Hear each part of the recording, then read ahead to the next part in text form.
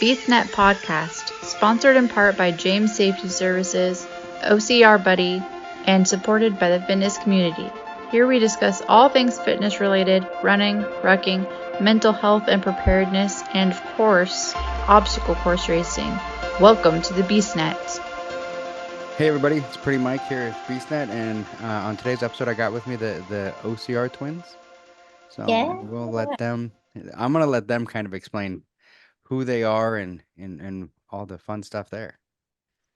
Yeah, we're excited. First off, thank you for letting us be here. We're very excited to be here.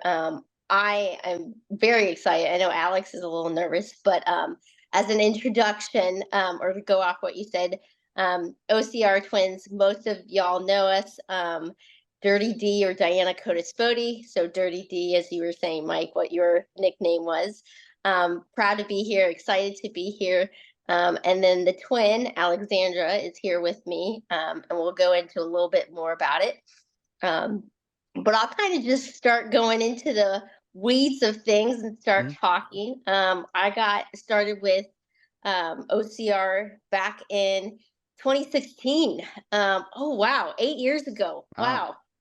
Yeah, I can't believe it was that. Yeah. I got into it because I had my second back surgery in 2015. And I was trying to get a lot of mobility back, a lot of movement back. It was pretty serious, harder recovery this time around.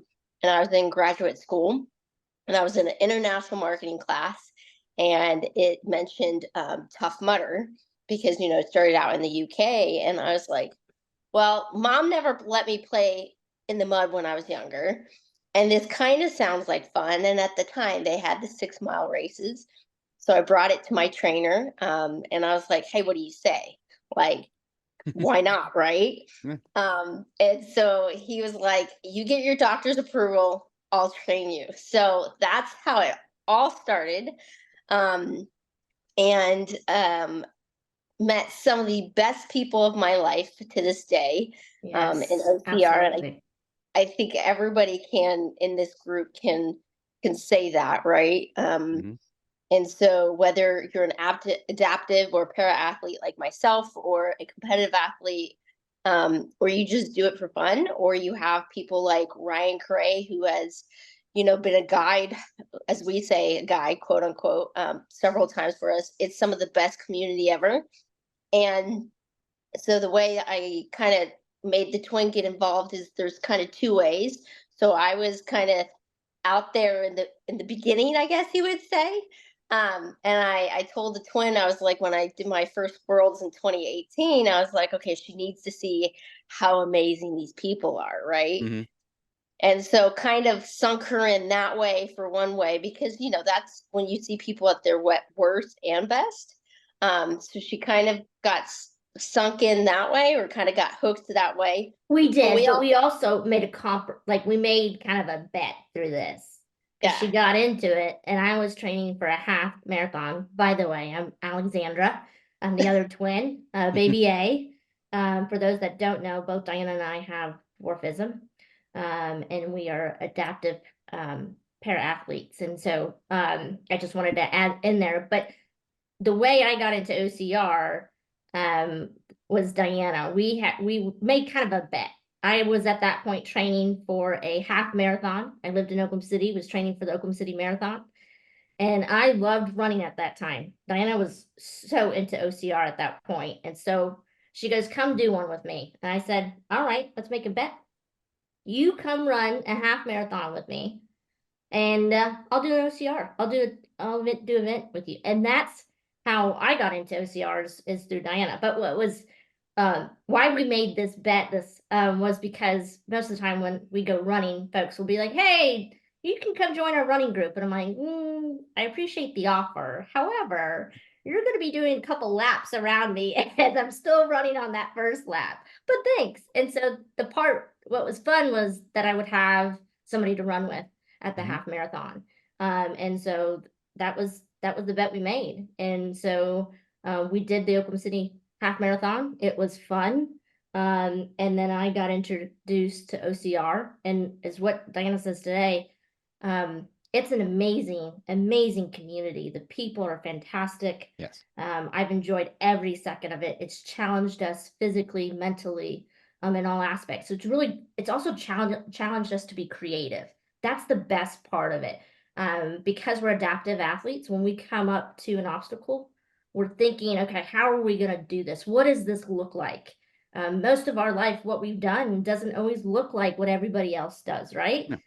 I like to say it's our creative mind thinking of, okay, how are we going to do this? And let's do it. Let's show other para-adaptive athletes they can do this. Let's show our community, those with dwarfism, that they can do it too. And so that's how we both got into OCR. And it's just been a blast ever since. I would say I've been doing this how long now, Dee? Not quite as long as you. Probably a couple years now, 4 or 5 years. 20, yeah, I think 2019. Yeah. So now let's see. Were you at World's Toughest last year? Yes, Alex was competing and I was hitting. Yeah. Okay, so I have kind of met you. Yes. Because I was with Marla's team. Yes. With Joey. Yes.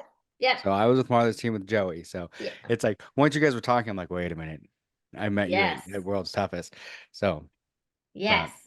You were was kicking. That your first, was that okay? Was that your first time doing Worlds? Yes. Was that okay? And you were doing it as a guide? Yes. That's amazing. That's cool. How was that for you? It was amazing. It was amazing. It's a different perspective because I mean, a lot of people don't realize a lot of times when you're the guide, it's not about doing the obstacles. It's about making sure that the athlete gets through. So, everyone's like, oh, how'd you like this obstacle? I'm like, I never touched that obstacle because I was either over here on a rope, I was over here doing this because I was there for the athlete. There was nothing for me. It was just making sure that Marla got through. So I mean, it's a whole different perspective. And that's one thing that I've loved with running with the team as a guide is that perspective of helping. Yeah. Helping someone who normally would have, not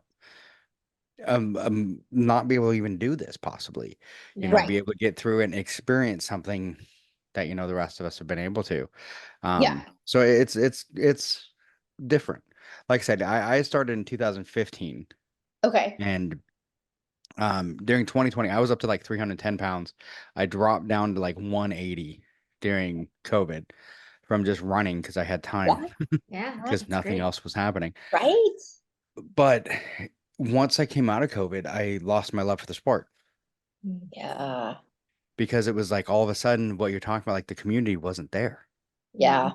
Those first races coming out of 2020 and 2021, they're just, you could be, 30 minutes before, and once you were done, get out. There was no festival. There was nothing. It's like, you realize really quick, I wasn't here for the race. I was here for the people. And they took that away. And it just kind of like squashed my love of the sport, really. And then Boggs, who does most of the More Heart Than Scars on the West Coast now. That's where I'm originally from. I live in Texas now, but I was originally in Seattle with him. I did one with him where I helped a para-athlete. And then I moved out to Texas, and then I started doing more with Joey and them. And once I started doing it with them and helping people, I'm like, there's the love of the sport again. Yeah. Yay. And it's all about helping. Yes. So a couple of things. Where in Texas are you? Because I'm in Houston. So I'm in Conroe. Yeah. Okay. So we're going to have to do a little meetup. We will. So, okay, perfect. Yeah. I'm in, go ahead. I'm basically right. My address is Conroe, but I'm basically in Cut and Shoot. Okay. Very cool. So, awesome. Yeah. A small world, right? Yeah, no kidding. Like, not literally. But very cool. So, okay. So I want to kind of turn this back around on you for a second. Okay. So you mentioned, and this has been, a lot of things that we've been developing as a team and as athletes are talking specifically para and things like that. So you mentioned last year when you were helping be a guide, right? And so there's all different sorts. Like when Alex and I typically compete, our guides do the obstacles, right? Yeah. So they'll do them a lot of times with us. Because a lot of times that's we need, let's say I'm trying to do like Everest, right? Right. So a lot of times they'll get up at first, and then we'll get up at. So a lot of times they end up doing the obstacles with us. So as a guy, to throw this back at you, kind of thing, if for a minute, how do you like? What's your thoughts on that? Because that is where we are switching things up here at USAOCR a little bit. We're going to switch it around, and we are going to be asking guides to do the the obstacles, because we do, that is a reason why you guys started, right?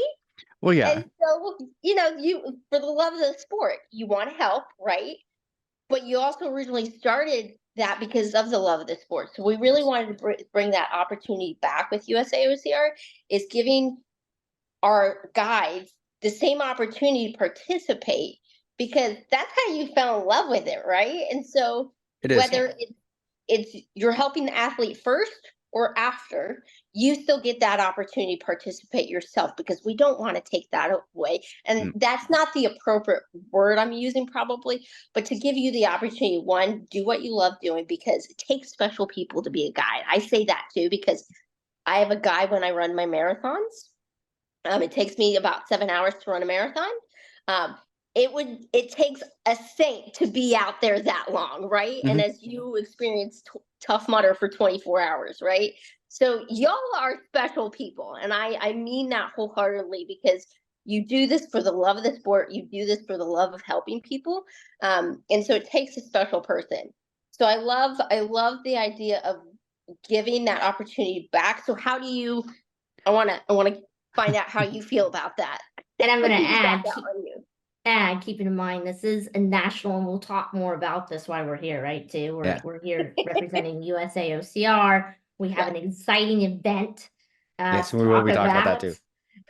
But as Diana mentioned, having the guides participate as athletes complete an obstacle, but keeping in mind, this is a national competitive race we're talking about. And so we're looking at the elites, we're looking at the para athletes, we're looking at age groups, we're looking at all these groups.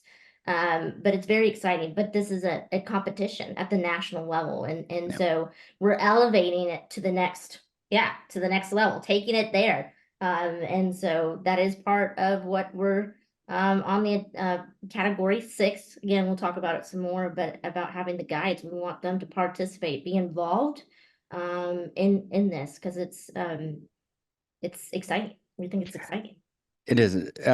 For me, I could go either way. I love going on the obstacles. I love doing the obstacles, but at the same time, like, and I think what we run into a couple times, like we did the Ultra in North Carolina with Marla. That one comes down to a time crunch, where it's kind of like you're running out of time, so we're going to get her over it, and then we're just going to move on, because we're running. We got to make sure we can make time. And that's kind of, I think a lot of that comes into it. So it's the challenge of getting them over, because a lot of times we're tying ropes, we're, using pulleys, we're pulling them up, we're doing all this stuff. So a lot of us, are climbing the obstacle in a way we're not supposed to, so we can get a pulley up there, or we can do this, or we can do whatever. So, I mean, there is still some of the obstacle, but for me, like I said, it becomes more about the team than anything. Yes. It's getting the athlete through safely.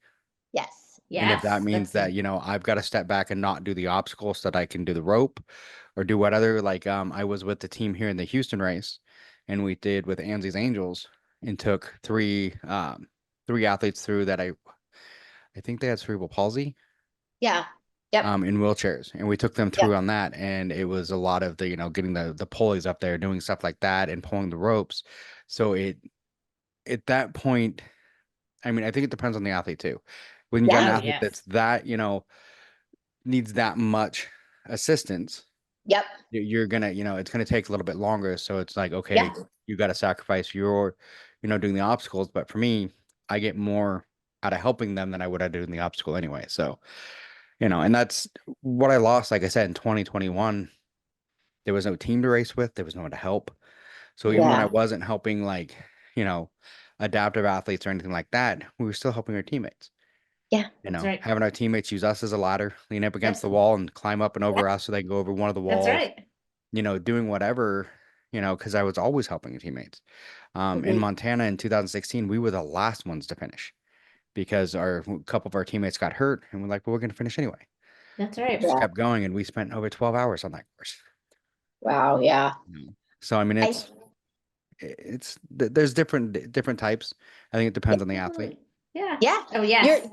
You're exactly right about that because, as Alex mentioned, she said that, the PO6, right? And so you just mentioned different types of disabilities, right? And so this is where I'll get into my little disability spiel. There's over 1.3 billion of us with disabilities, right? And we're talking mainly of visible disabilities, right? We're talking about things that are apparent to the eyes, which are only 25% of disabilities. The rest of disabilities are 75, meaning non-apparent, that you can't see them. So whether it's OCD, ADHD, autism, things like that, right? And so it's like we've got 1.3 billion of us with a disability. How can we get all of us involved, right? And so no matter what we do, it will always be hard to be, completely inclusive. Yeah. But let's do whatever we can, right? And so you just mentioned the different ways of helping different disabilities. Alex and I, we don't use police and things like that because a lot of it we can do. But we sometimes will kind of need somebody right below us because let's say if we do drop, that's a lot further drop for somebody who's 4'5". And I really don't want to break a leg or an ankle or a knee. Thanks, right? Yeah. And so that's the thing too, as it's learning too as a guide, and we need to give a race a try sometime soon. I'd love to go out with you one time. Yeah. Because it's neat just learning the different types of individuals with their different needs, their different disability, right? What they can, and I don't like saying cannot do, but what looks different, right? As Alex mentioned. And so keeping that in mind too, we have the different categories, right? To get more into detail. And it's never going to be, I want to say we'll get 110% inclusive, but we'll get as close as we can. And it's evolving, right? Right. It's going to constantly evolve. Yeah. This is just the beginning. This is just the start.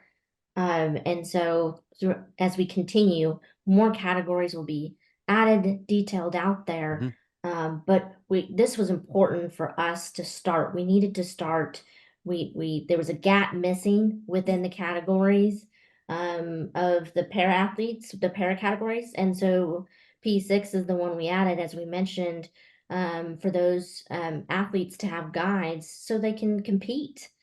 So we can open that I call it gap, so we can get more participants to compete in this, because there are so many para athletes that do have a love for OCR that we have that want to compete. And so that's how P6 started. And I'll let Diana maybe we should probably say why we're here. We are.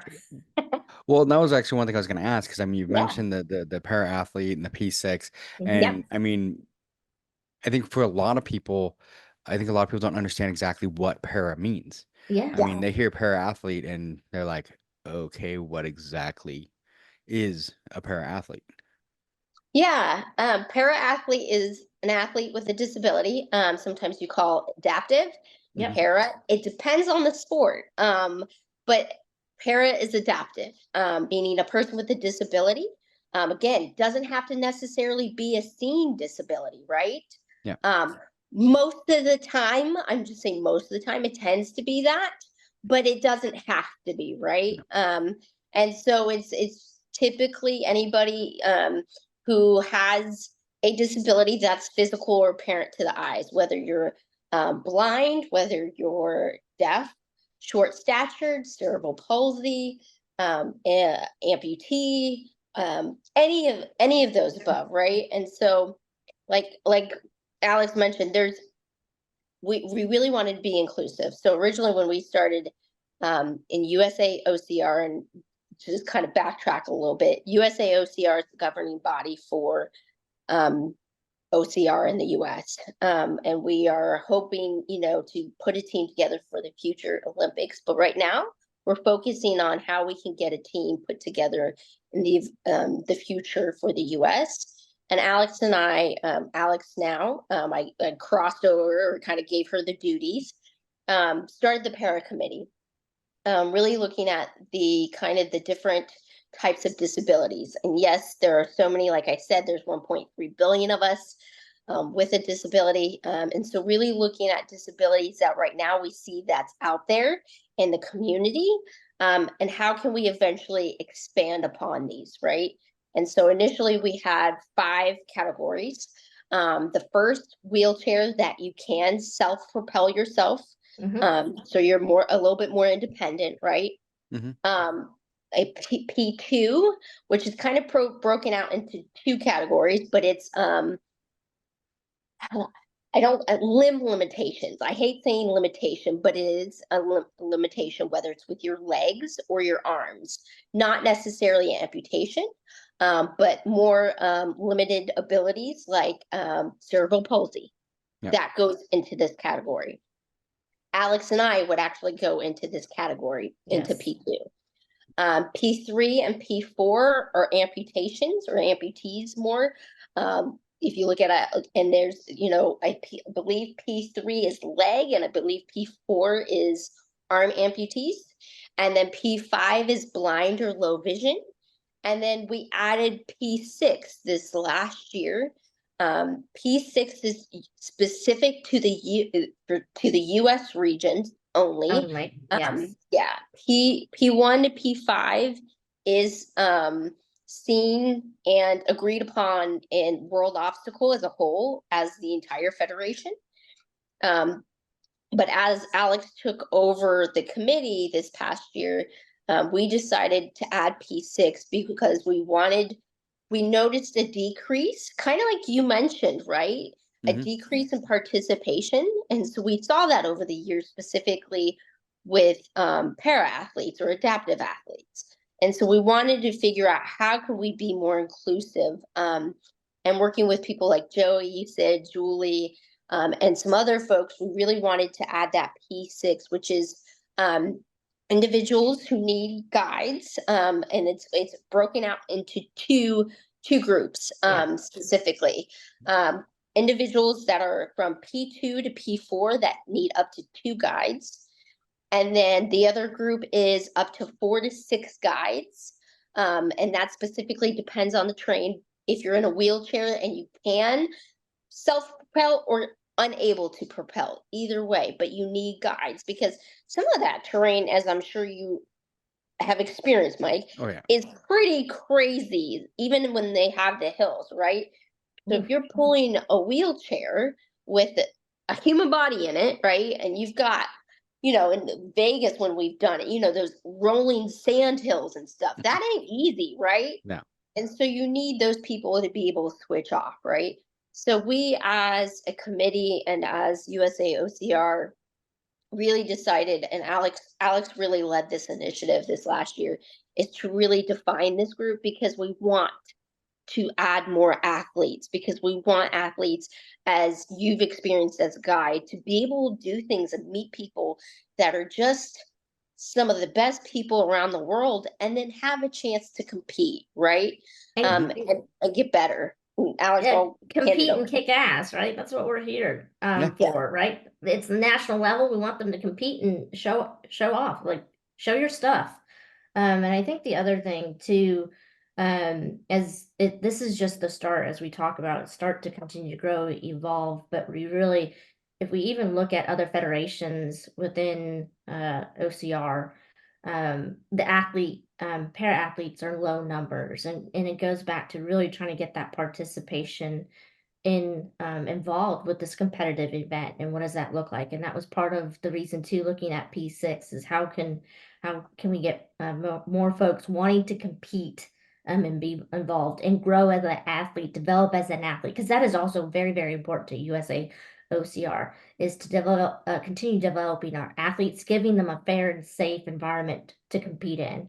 And so that's what P6 is all about. And we're sitting here talking about P6 and all these categories, but for what, right? Like why are we talking about para athletes and and these categories. We want them to have fun. We do. We want them to have fun and to talk about the exciting event that we got coming up, the big event that we're here to talk about. So what is the big event then? Yeah, the big event. So we are excited to announce that we are inaugural USAOCR National Championship set for October 12th and 13th in Rocky Face Ridge in Georgia. And so we have partnered with Phoenix Race in this, who have been amazing to work with, by the way. Absolutely Julie is amazing. Yeah, amazing team to work with. And I know she is also too very passionate about para-athletes.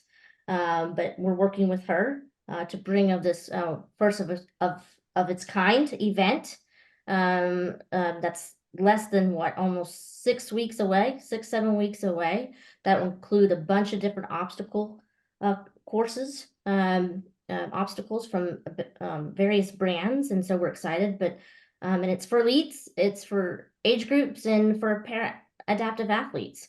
3K and 15K, and it starts Saturday. So we want people to sign up and come have fun, come compete. And Alex, Sounds like fun. that, right? And Alex, this is totally tidbit off own. So we have the Paralympics starting right on Wednesday. So all of this is timed really well, I feel like. But a cool thing that the Paralympics is doing is they're not participating. These athletes are not participating. They're competing. That's right. They are. So competing. I love that terminology, or that that marketing focus that Paralympics have been putting together, because that's exactly it, right? We're asking these athletes with different disabilities in different categories to compete at a level, whether they're competing against themselves or they're competing against other folks, right? So it's really how. So it's really looking about that, whether it's you're competing about yourself and a PR that you did so many years ago, or you're competing against all those other individuals signed up, or you're even competing against that outside world that said, hey, you will never be able to do this. And you're like, bam, beep, I'm doing it, right? And so it's really, I've been really liking how the Paralympics have been taking that and say these athletes aren't just participating, but they're competing. And I think it's a great way to look at it. And yes, it may not be what is considered quote unquote norm, right? But we're asking the athletes to compete in a 3K competitive wave, and then, as Alex mentioned, 15K. And so I think it's going to be, I'm excited. I think it's going to be brilliant. I think, Mike, the question is, are you going to be coming out and guiding? I don't know. I have to talk to Joey about that. It's been one of those things because I'm supposed to be in Dallas the next weekend, but and I'm trying to figure out a way to get to Georgia. So yeah, good answer. I'm working on getting a way to get to Georgia. So because I want to be a part of it. I think it would be awesome to participate in that and help. And now you mentioned that the guides have to do the obstacles then. So for the P6 who gets guides, even the guides, so it's not going to be like it was, like I was mentioning, where you kind of help them, but you may not have to do it. So the guides will be doing it as well. Correct. That is correct. And a 3K. So we have a 3K that's a competitive event on the para-athlete side, but we're also doing a 15K that's non-competitive. We wanted to get folks out there to give it a go, to see what the course was like, to see, to try it out, get to experience it, right? Especially for some folks that have not done a competitive side, even though this is a non-competitive race, it gives them that experience, gives them that trial to go see what it's like. To learn from it, to say, all right, I'm going to do the 3K next time. I'm ready for next year when they come back out and to rock and roll it. And so that's why we also have the 15K from the non-competitive side, but for the para athletes to participate in. Excuse me, Dee, you're right. And compete in, even from that aspect, I should say compete in. So yeah. So, but it's, I'll have to tell you what, this community is fantastic.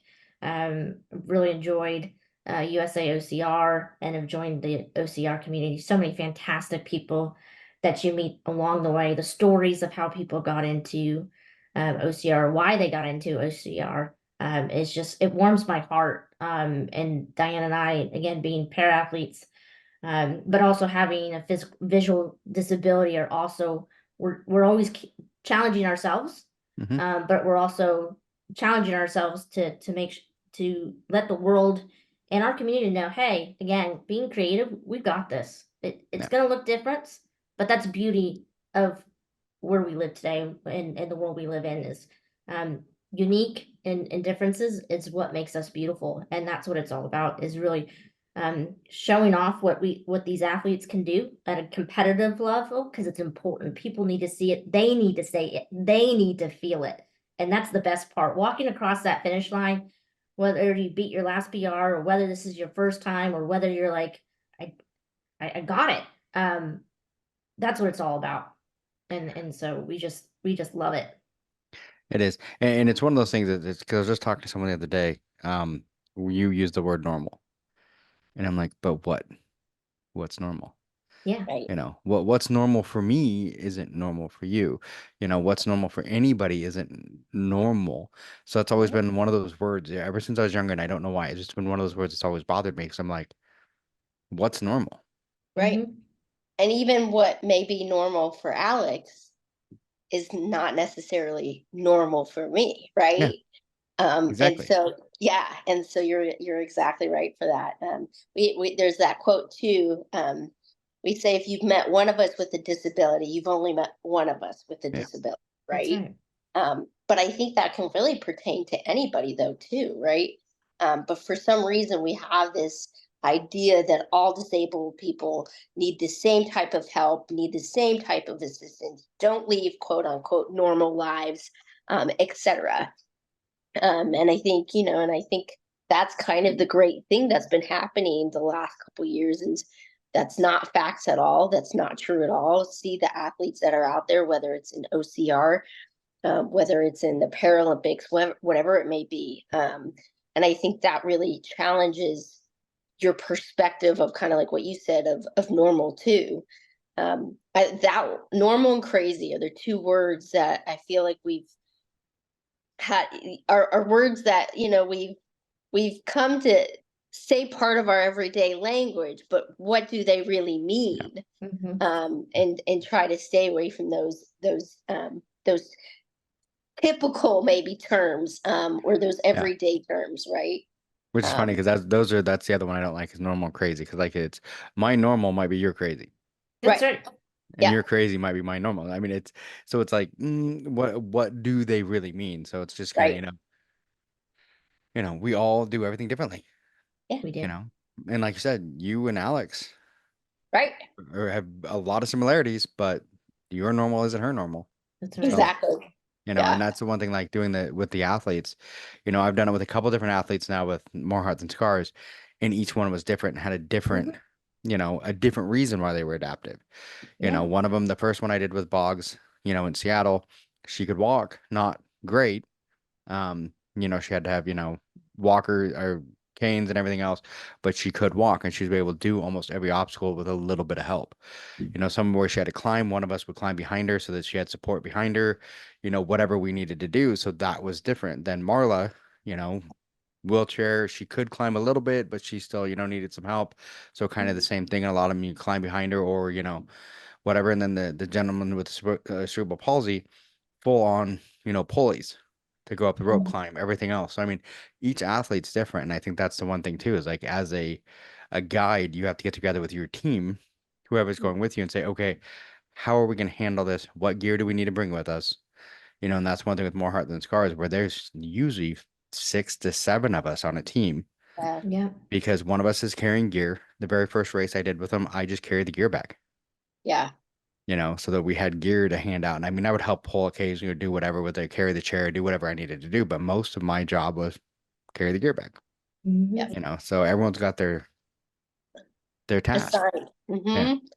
Yeah, and I'm sure you will learn this too, as adaptive athletes, as you do more and more, you figure out the ways and like best way to handle what you may need assistance with, and if you may not need assistance at all. And that's the other thing, we're talking about a lot of guides too, but I also want to mention there's a lot of adaptive and para athletes that may not necessarily need a guide depending on their disability, right?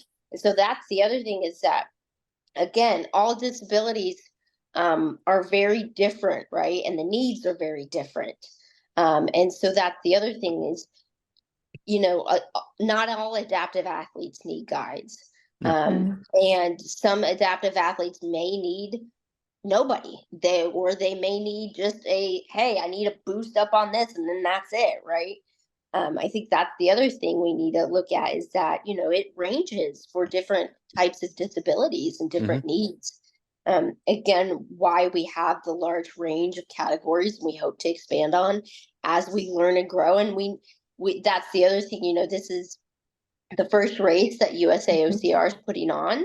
So this is going to be a big learning curve, right? Absolutely. And so, if you don't put on a race, you're never going to learn, right? So exactly. there will be something there will be some things that we'll get right, but there will be some things we'll get wrong. But we know that, and that's why we're doing it, is to test it out. And and maybe we need to look at, and who knows, maybe next year we'll have 10 categories, versus the 6, who knows. But it's exciting because this is an avenue for athletes to compete, and para athletes to compete at a level that will be challenging, a terrain that will be challenging, new people, new folks, obstacles that are mixed up from the different race series. So you're not going to get your typical everyday Spartan. We're going to throw some other stuff in there, right? But, in the end, I think it's going to be a challenge to all athletes, both mentally, physically, emotionally, but it's also going to be one good time, right? That's right. And so I think I'm excited for this. And I know the team's excited for this. I know Alex has been very excited. I'm the jibber jabber of the two of us. Can you tell?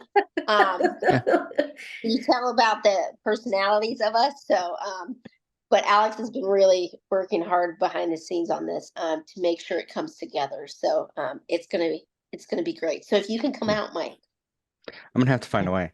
See, what's funny is you guys seem like, I mean, I don't know if you've ever met Boggs, who's like the other counterpoint of BeastNet. He's the one that does all the behind the scenes stuff.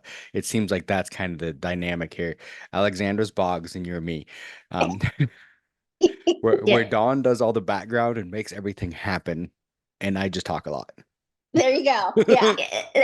Diana's probably said that's probably fairly accurate. But no, she's been a big help, helping me through the process. And we've had a great para committee too on USAOCR that's making this this event happen on the para side, but also from USAOCR. Great folks making this happen, put it all together. I've talked to a few people from the USAOCR, but this is the first time I've been able to really talk about the para part of it. So good, awesome. So because it's the best side of it. Duh. Of course, it's what we like to say too. That's right. Absolutely, is the fun size. Yeah, absolutely. Couldn't agree more. Yeah, so definitely the fun side. I mean, it just sounds like fun to me, because I mean, it's one of those things. It's amazing to see some of these people who've never thought they'd be able to do this. And like you mentioned earlier, crossing that finish line and doing all that. And I think I said on the last episode, I did, where I was talking about, we did the one in Houston, and one of the gentlemen that has cerebral palsy, who you could tell would never thought he would ever be able to do this. And he got over one of the obstacles, and he just suddenly yells out, like as loud as he could, "I'm a badass." And we're like, yes, you are. That's right. Absolutely. Badass. And totally. That was what made me like, I'm just like, this is why I'm here. This is what this is about. It's making sure everyone gets an opportunity. Yeah. What I love about this community and doing other races, the amount of as we're racing, Diana and I are racing together separately, because we take turns pitting for each other too. Is the amount of individual athletes just stopping during the race to even help you get over that wall or whatever that obstacle, they'll stop in the middle of their race to come help and give you that arm or that leg or that shoulder to get a boost up. And that was one of the things Diana told me about when I first joined. And I get to witness it almost every single race that I do that Diana's done. And that also I just love that because it just, again, continues to show why Diana and I have a passion for working doing USAOCR and doing the events. It's just because it's a community. You've got people they want you to be involved they want you to be there. They want you to enjoy the sport as much as they do. And that's what it's all about for us. As we continue to push the limits, and continue to really help our community, really understand that, hey, again, come out here, give it a go, try it. Call us up. We'll be there to help you, right? Like goes back to those guides, whatever OCR event it is. If you want to do it, call us, man. We're there. We're there to get you a team to get you through that because that's important to us. So you can have the amazing experience that we did crossing that finish line. And the other parts I love is it's amazing how many times that Diana and I will do an event and we've added more people onto our team by the time we've ended. So when we started and then when we ended, we have so many more people that have joined us. And that's amazing too, because they're there trying to do it, give it their first go.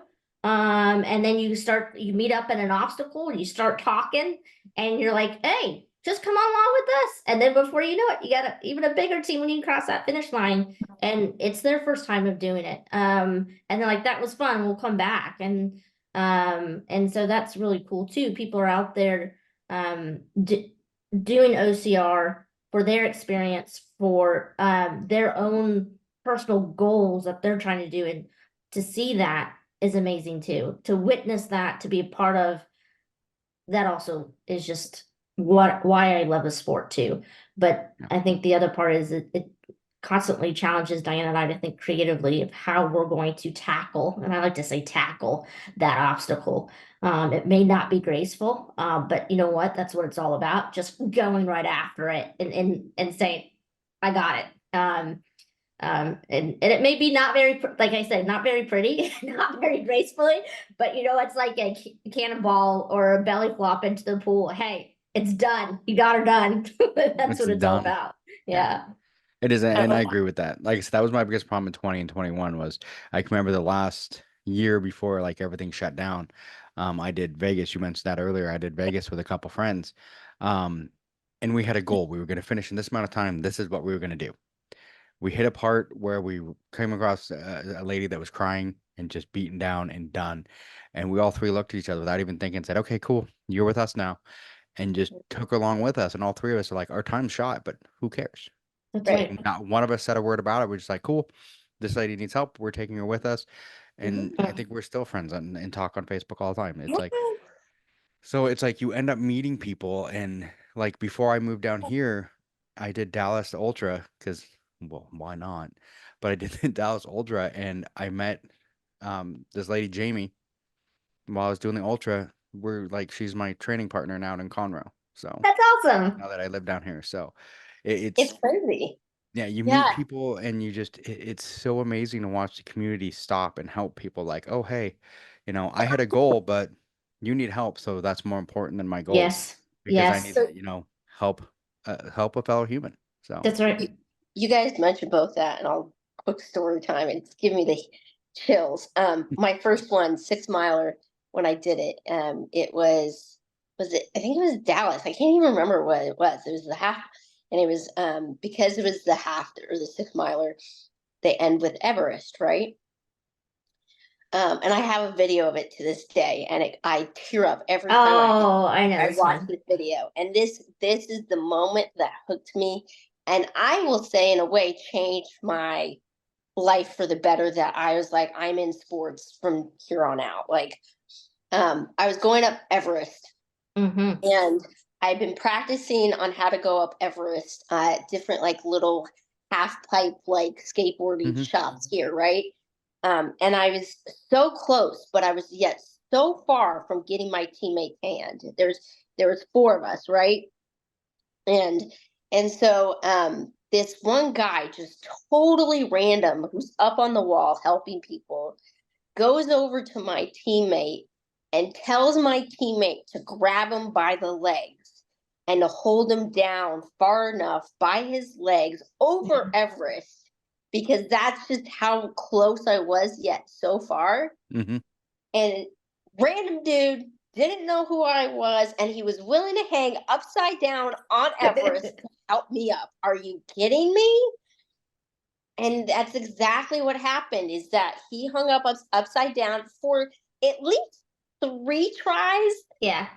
I think maybe the 4th try, by the time I grabbed his hand, and they were able to pull me up. And the screams, just everybody screaming. And then, when they got me up there, my teammate, was yelling, and this guy, I think this random absolute stranger, don't know who he is to this day, but that dude changed my path just by that little thing, by that little task of helping. And it is to this day, like one of my favorite moments in Tough Mudder, because little did he know that little act would completely change course and get me hooked. And then to have complete trust in strangers. I mean, that's not the safest thing, right? But that's the other thing about, guides and people who help and stuff, that they're willing to put themselves aside and help athletes. And so like like you've mentioned, or like I mentioned Ryan Cray. Ryan's done a lot of races with us, and you want to talk about somebody who's done over 200 Tough Mudders. He started to just help out because he wanted to change it up a little bit, right? You get that many, you like you just said, you needed that change, right? And I did my first full with him, and we had a blast together. Yeah, he's fun to race with, by the way. Anybody that wants to race with him, because he is fun to race with. And he'll make you try it, even if you don't like. Even if you're nervous, you're like, no, I can't. He's like, you just gotta try it. He's a great cheerleader supporter. Yeah. So I did my first full with him, and then I did my first toughest with him. Because I was like, hey, if you ever decide to do it and you want to go slow, let me know. And literally that's what happened.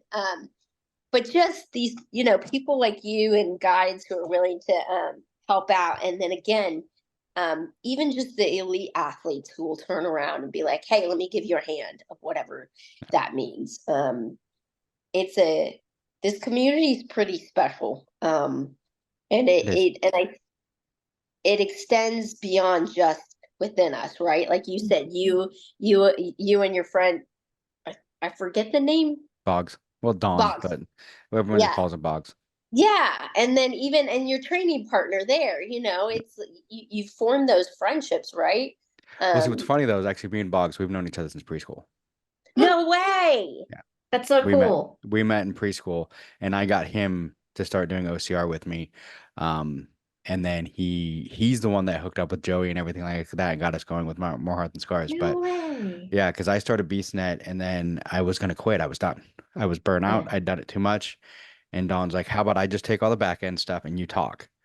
Yeah. And he took over everything else, and it just kind of, it kind of saved it. So he's always been like our entire lives. I've been the talker, and he's been the one that, like, I'll come up with some insane idea, and then like a week later he'll be like, okay, I forgot how to make this work. And I'm like, make what work? That's awesome. I completely forgot about the idea, and he made it work, and he's just that kind of person. So he's awesome. Yeah, we met in preschool. That's really cool. Talk about again, a small world, right? So how did you get him into OCR? I was like didn't work, but I did street team for Spartan for a long time. So I would get like just massive free races, and I wouldn't use them all. So I'd bug all my friends, like, who wants to go with me? Yeah. Everyone's like, oh, it's too expensive. I'm like, here's a free race. What's your next excuse? Like, come on. Come on. And finally I got him to do one with me. And then he just, I mean, like everybody else fell in love with it. And fell in love with everybody and, just kind of went with it. So yeah, that's how I got him into it. So That's just very cool. convinced him into doing a race with me. But it's really interesting too when you see people like that. Because I have another person I just did Ragnar, flew up to Seattle to do Ragnar in July. And one of the people that did it with us was a lady that I've known, but I completely really forgot that I convinced her to do her first Spartan like on a random meeting at like a Roadrunner sports thing for a street Yeah. team like in 2016. Yeah. And she's lost like 120 pounds and is like Wow. run like I think she did 12 marathons in a year. Like That's just amazing. went insane. She has all this the Disney ones, lost all this weight, and then she's like, I'm gonna go do a Ragnar. It's like I get to do the first Ragnar with the guy who talked me into all this. And I'm like, Oh, it's just kind of like, oh damn, and it's like Full circle. yeah. So I mean, it was amazing to see that. So I mean, it's just that's one of the other things I love in this is when you never know when, like you said, that one guy that reached down and grabbed your hand, he probably doesn't even know that he completely changed your life. And you think that's back and right. think, okay, who else have I helped Mm-hmm. that I have no idea, went on this crazy journey just because I happened to turn around and help them? Or, like they saw you and said, oh, I can do that. Because that was kind of one thing at World's Toughest. They saw us with Marla, and there was someone there that was like having issues in a wheelchair that was like a part of someone's, helping someone, part of their pit Mm-hmm. crew. And they're like, oh, well, I didn't know you could do that. It's like, yeah, you can do it. Hit us up. We'll find a way to get you out there. That's You right. know, and it just, they see, it's not even just helping them, but them seeing other people that they're like, because they've been told their entire lives, because they have this injury or this, disability. You can never do that. No, you Right. can't. You can do anything you want and we'll help you. That's right. Yep. And we've all been there with whatever. Like I shattered my foot 7 years ago now and was told I would never run again. Wow. And, Yeah. I mean, the first marathon I did took 9.5 hours because I was 310 pounds, but whatever. But Wait, Got but, done. a marathon. That's yeah, amazing. I did a marathon at 310 pounds because I told myself I'd do it before I was 40. And I had 6 days till my 40th birthday and I hadn't done it yet. So I Oh, went out and did the wow. Seattle Marathon with Boggs. So, but Hey, you got it done. That's all that yeah, matters, right? so I got it done, and then I did another one with Boggs a couple years later, or like a year later, because he didn't finish the first one because he had back issues. Mm-hmm. He was only out there to make sure I did. So he's always been that like guide for me Yeah. because I'm insane. Love But that. I did another with him a couple years later, did it in 7, and then I ended up dropping all the weight, and did one in 4 hours and 39 minutes. That's amazing. Yeah, but now Way to go. I've gained a little bit back because of I crashed on an Ironman and used that as an Oh, excuse not to work out. So, but so So what, Ironman 70 or 140? it was a 70. But I I dislocated my shoulder when I hit the ground and I popped it back into place and kept going. So yeah. amazing what Yeah, our body does when we're like, we gotta keep going, gotta Yeah. keep But going. what I didn't realize is I hit my knee at the same time and I didn't really notice. So when I Oh, went to get off the bike after the next 30 miles, yep. yeah. which I missed the cut time by 6 minutes, but I went to get off the bike and my knee was just I like looked down and it was like the size of a grape. Like I'm like, Wow. oh, I think I hit that too. Good thing I don't have to do the run. But Wow. I ended up doing I did Galveston in April. I finished the Ah, Galveston at did 70.3 in you? April. That's awesome. So in fact, I Oh, want to do it again next year. I'm gonna start training. Well, this week is supposed to be the week I start training again. so Dinah's the runner in our family. And I am her guide or I should say not really guide, she has a guide. I'm her cheerleader manager or her manager. So I try to go to every marathon she runs at. Nice. And I have a theme for each event. That way she can make sure she locates and finds us at certain miles. And that to me has been so much fun to do to watch her run and tackle these marathons, but being also her cheerleader. I literally have a squad that goes out with me, or I have teammates that family members and friends that meet up and have so many miles, and we have a theme. So every time she turns in that corner, she just never knows what we're gonna do. Oh, so you But don't tell her what the theme is? no, usually she doesn't know. But there are a few requests that we have kept at each event that we have. Usually there's bubbles involved and flags so she can locate us for particular reasons. I'm not going to say why particularly, but to make sure throughout that crowd she can locate me and get her boost of energy from us and keep going. But that's amazing that marathons. I think it's fantastic. I know Diana is very passionate about that too. That's her other big sport she's ventured in. We kind of switched. Like I said, I'm focused in OCR. She has focused in running, but that's great, Mike, that you do all those. Because how fun too. Yeah, I started doing the triathlon when OCR, like I said, 2021, when OCR just didn't seem that fun to me. So I'm like, well, triathlon's pretty much a lonely sport anyway, so I'll go for that one. But my biggest thing when I first did it was I always thought I could swim. And then I tried doing a triathlon and realized that not like drowning and swimming are two different things. Yeah. Right? That's the part that scares the bejeebies out of me because I want to do it. It's my goal to do after I get this one goal I have. So it'll take me till 2027 to 2028 to do this one goal. And then I was like, try triathlon. But the water scares the bejeebies out of me. I'm like, oh goodness. It scared me a lot. And it just took a lot of just getting in and doing it. So like when I got ready for the last one, luckily the company I was working for, I had like an hour lunch and there was a LA Fitness that was 2 miles away. Good. So I would leave on lunch, go swim for half an hour, take a quick shower and go back to work and just have like, I would make wraps that I would eat for lunch while I was driving to and from the gym. Wow. Hey, you got to do what you got to do, right? Yeah. Like you're like, I'm going to make this happen. So yeah.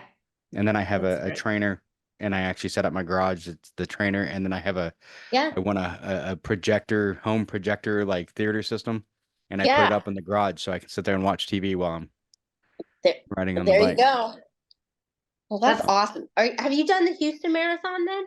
Not yet. I haven't done a lot here since I've been here just because I'll be next month will be a year since I've been here. Wow. Okay. Well, if you do the marathon, I'll only do the half because technically the marathon's not long enough for me. I need about 7. I'm working up to get between 6:30 and under 6. But right now it's not, I can't run that fast. So I'm eventually will work my way up to the Houston full. But if you decide to do the half this year, let me know because more than likely I will be out there. Which one? When's the half? The half is the same. I'll do it at the same time as the full marathon, so it'll be in January. So if you have any interest, possibly I might do that. I'd even do it with you. Yeah, let's do it. That'd be awesome. That'd be awesome. So cool. I would do it with you. That was one thing that always killed me when I first started training like really hard and got like to the point where I was like in better shape and I was running like 9-10 minute miles, and then all my friends I was like, hey, let's go for running together. They're like, I can't keep up with you. I'm like, I didn't ask you to keep up with me. I said, do you want to go with a run together? I'm like, I will. I want to go with you. I mean, That's right. And I think that's where a lot of people get stuck on once you get those people that are, get faster and all of a sudden they're like, oh, I can't keep up with you. It's like, no, I'm here to go with you. Right. That's right. You'll match their speed. Yep. I'll do the hot chocolate with my wife every year. And I mean, she doesn't run at all. So it's all walking and she's all like, I'm going to slow you down. I'm like, no, I'm just going to stay with you and we're going to have fun and we're going to walk this, and do her pace. So I would love to do the Houston Half Marathon with you. So, and Mike, awesome. That's all what you just said there. I'm gonna hone in on it because that's how our guides are too with us when we do OCR events. And I will also tell you that's how Diana's guides are for her marathon. We want to do it with you. That's the key word there. Yeah, we want to do it with you. We have fun with you. We enjoy it. We want to hang out with you. Yes, that's during a race, but we want to do it with you. And you're exactly right. Because I always say the same thing. I'm going to slow you down. My pace. I take 2 to 3 steps that equal one of yours. I'm going to totally slow you down. And they're like, no, what's important to us is doing it with you. We have fun doing it with you. And I have to hit that hard, Mike, because you're exactly right. It's about doing it with you. And that's what Diana and I have done now too, as we try to get other folks involved. It's about us doing it with you. We're enjoying this experience with you. It's fun to be part of something that warms somebody's hearts, that then shows them that I can do this. I've got this. I'm going to tackle this. And again, it goes back to it's going to be creative, but I've got it. And so that's what's really, really cool about this. Yeah, it is. And that's one of the things, like, it's, I've done so many of the, like, the OCRs and stuff with people that were a little bit slower than me or whatever. It's like, you know, the one I mentioned where I had 2 friends that got hurt and it took us like 12 hours to do them on anyways. Yeah. Multiple times my friends are like, you're fine. You're not hurt. You could just go. And I'm like, no, we said we were doing this together. That's right. And we're doing this together. And a lot of times I've met those people that are like, hey, let's go to this race together. And that means, hey, we're going to start together and I'll see you sometime. That's right. Yeah. And when I tell people I want to do this race with you, that's not what I mean. I mean, we're You're going going to be there. Yeah. We're going to stay together. We're going to have fun. We're going to talk. We're going to motivate each other. It's like, you know, I mentioned, you know, Boggs went with me on that first marathon. He hadn't trained at all. He just decided to do it because he knew I was going to do it. And he's like, you might need some help, Oh, you know, it's a good mentally. team. And I had another friend that came with us in mile 13. She wasn't feeling good. She's like, I just can't. You know, she'd been sick all week. And I'm like, that's fine. I get it. Thank you for getting me this far. And Dawn, it was like mile 22, started having back spasms. And he's like, Oof. I got you this far, but I'm done. And, you know, I've told him before, I'm like, I can't thank him enough, because if he hadn't got me to that mile 22, I wouldn't have been able to do those last 4. Yeah. So, you know, and that was amazing. But it gave me that chance. I finished my marathon. I got my goal. And then when he said, hey, I want to do this marathon, I'm like, cool, let's go. You know, I'm in. I'm in. Yeah. So, you know, and that's one of those things, is it's when you say, hey, we're going to do it together, that's what it is. Yep. That's what it's about. Well, and I think that's the other thing though too with OCR too. At least I think it has, and it sounds like it has with you, Mike, a little bit. OCR is such a great variety of sport in a way, you know, because you have all kinds of different obstacles that you're trying. So there's a lot of people that also, you know, do rock climbing or, you know, any like skiing, Triathlons. Right, triathlons, marathons, and so it's a great group too. You have all these athletes that do all these different sports, and OCR almost brings this random group of athletes that do so many different things and brings us into one big whole, or one big group. So then, if you are, you know, experts, quote unquote, in your different fields, and then you're helping or you're assisting adaptive athletes, you have those different things that you're an expert in that can help guide you or help support you as being a guide, or even as an athlete. Like, I only started running because I was doing worlds, and I was like, I gotta work on my running. Right, I need to get better at this running thing because I hated running. I also have generalized anxiety disorder. So during COVID, my anxiety got really bad. And so the best thing that actually ended up helping me was running, because I could be outside, not have to worry about anything, right? And then it was just a great way for me, one, to practice my running because I needed to with worlds, and to help, you know, that outlet. And so that's, you know, that's the other great thing about this sport, is it allows you to hone in into different sports like you too. And then bring all these different athletes together. And that's the other thing, is many of the guides and athletes are also very much involved within the community, right? OCR, you don't just yeah. them, right? You don't just pick them out of nowhere. No, you can't. Right.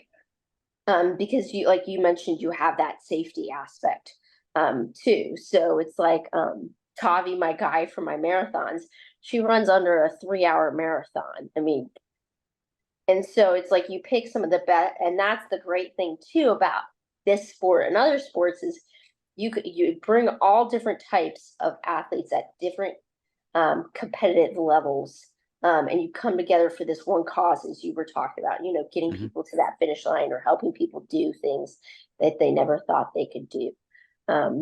You know, and so that's, I think, some of the greatest part. When I ran Chicago Marathon, they started us late, and you could, you know, Chicago's timed. You have to be done at 3:00. And so they started the adaptive wave 16 minutes late, and I had timed it so I'd get done at 2:45. Well, now we're 16 minutes late. So we're probably like a half a mile from the finish line. my side and my asthma, and I forgot my inhaler, just starts cramping on me and I can't breathe. And I'm like, I'm almost there. And I turned to my guide. I was like, I'm grabbing your hand. She goes, okay. She goes, are you going to collapse? I was like, yes.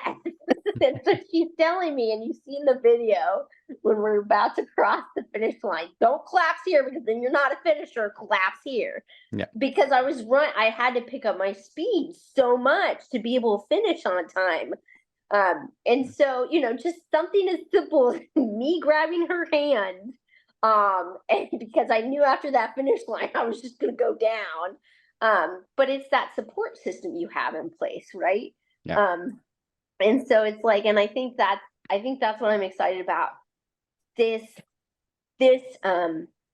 race, because you're going to have athletes at all different levels competing, right? Whether it's the 3K or the 15K. And it's going to look different for each athlete, right?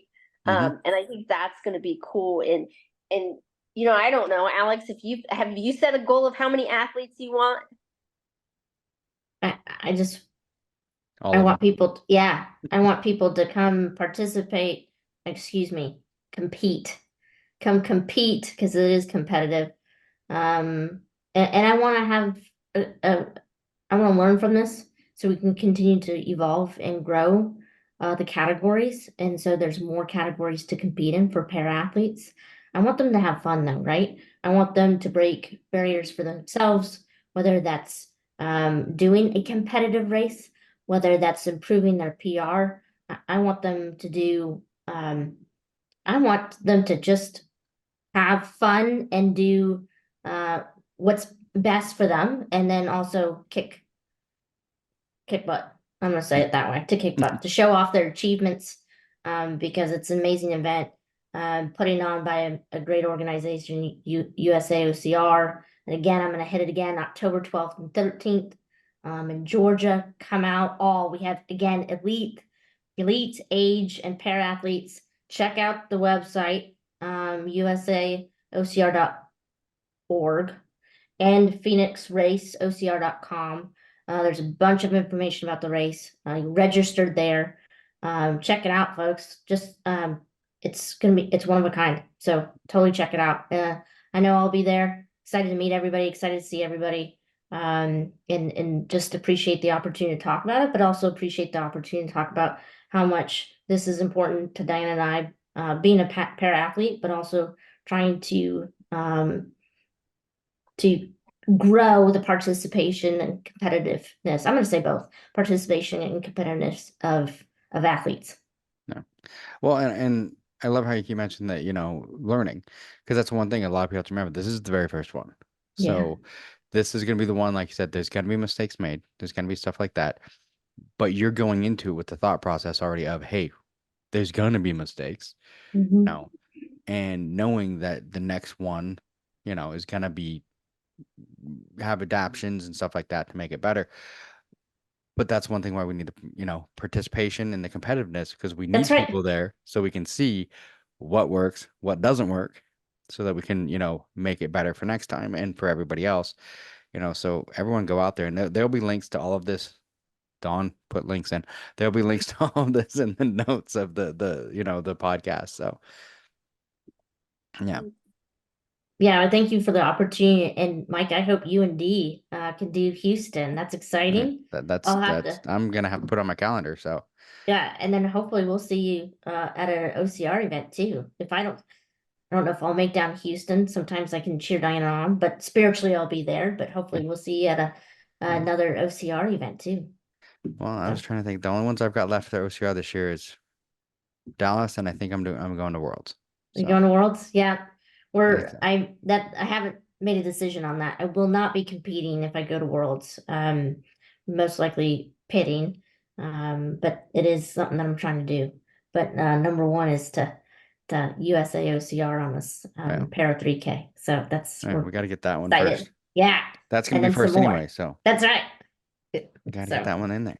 And to be here before we know it too. So folks, sign up, register. It's exciting. Sign up, register, get out there. So that's right. So yeah, it'll be it sounds like it's going to be a great time. So It will be. I can't wait. Like I said, I'm going to have to figure out a way to get up to Georgia. So Yes, please. I'll just have to tell work I'm off that Saturday. So There you go. That works. We can carpool if we need to. We can figure something out. we can figure something out. There Yeah, you 'cause go. Road trip. I've been working 6 days a week. So I Oh, you just need have some I'm time taking off. Saturday. I do need Yeah. some time off. What I a don't great do anything though. I'm just the safety guy. I just tell everyone not to be dumb. So way. That's important. put on your safety gear and stop being stupid. That's pretty much what I say all day long. There you go. And Not in it's those words, important. but it is. It's safety is one of those things. That's one thing that's too honestly about like doing all this. It's like I get to see some of that too, where I can look at things from a different point of view because I have seen, the safety things and all that stuff, and I have all the first aid training and all that just because I have to teach it. But yeah, so important. it's a different. I see things a little different than other people sometimes because of the field I'm in. But You need that.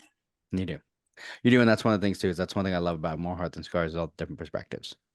That's right. That's Because important everybody's a too. little bit different. We've got a couple nurses in the team, people who've battled addiction, so they've seen that side of it. So, which is another, thing that, people don't think about. Like you said, the invisible, the Yep. non-visible scars and traumas that people have that, Yep. someone might look healthy as can be, but That's right. you don't know what they've gone through, mentally and Right. everything else. So Yep. a lot of times people with that ones that you can see, they've gone through a lot because of that. So, Right. yeah. So I this will love be a that. fun thing. So is there Yeah. anything else you guys wanted to say to the listeners before we?